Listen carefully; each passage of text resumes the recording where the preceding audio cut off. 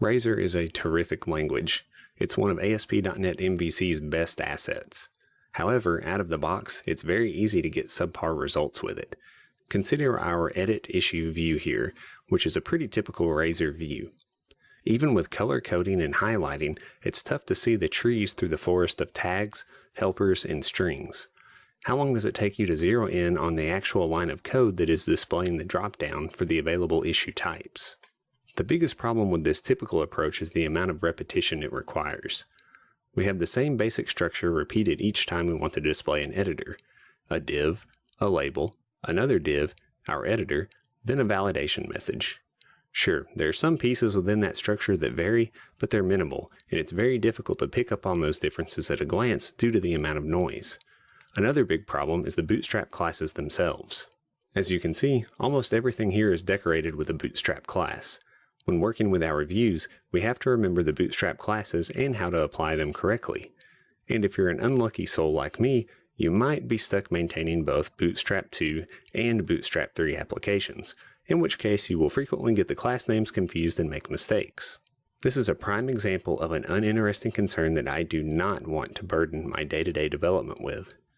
Another problem with this approach: duplication.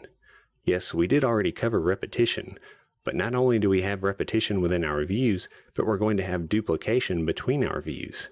Assuming we're going for a consistent user experience, the majority of the add and edit views in our application are going to look very similar. This tag soup is going to be present in all of our views.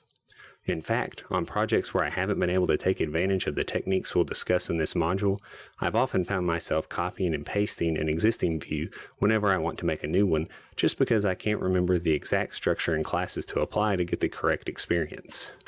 And that brings me to the final problem with this out-of-the-box approach: the cognitive overload that this markup causes. Instead of thinking about the underlying business problem I'm trying to solve, I'll often find myself struggling to recall obscure class names and tabbing over to Bootstrap's documentation for help. So these are the problems. What's the solution?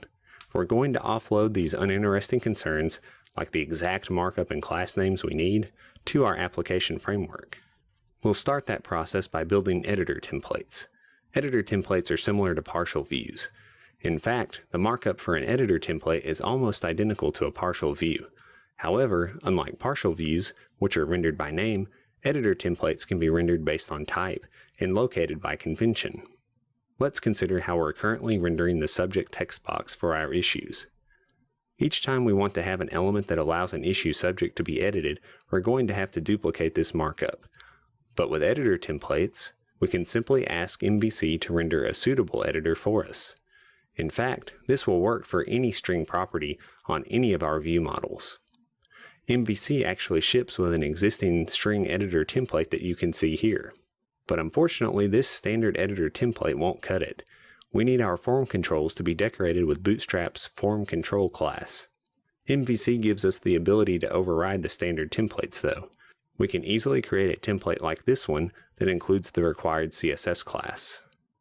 Editor templates give us a way to say things like, all numbers should have a slider, or all date time properties should use a jQuery UI date picker. The biggest advantage to editor templates is, in my opinion, the streamlined workflow they provide. Instead of worrying about what classes or markup I need, I can simply ask MVC to render an editor for a property on my view model. That leads to the next obvious benefit: consistency. If we're using the same editors across our application, then how a user interacts with different data types will be consistent across the application. If we have an editor for datetime properties that includes a date picker widget, then all of the date fields in our application will have a date picker, not just the ones we remembered to add the right CSS class or JavaScript to. Another benefit is encapsulation. Because the markup for each of our editors is contained in a single place, we have only a single place to go if we want to make a change. For example, what if we wanted to switch to the new HTML5 input types? Without templates, we'd have to comb through our site to make those sort of global changes. Finally, our templates help us clean up our markup substantially. We'll be able to go from this to this. Notice the reduction of code. There's still some Bootstrap noise in here, but that can be handed off to the application framework too. If we carry our editor templates further and combine them with a few other techniques, we can eventually achieve this. Yes, that is the entire form for our edit issue page. This is our end goal: simple markup, powered by our application framework and conventions, generating a consistent UI. Let's take the first steps on this road and add some basic editor templates to FailTracker.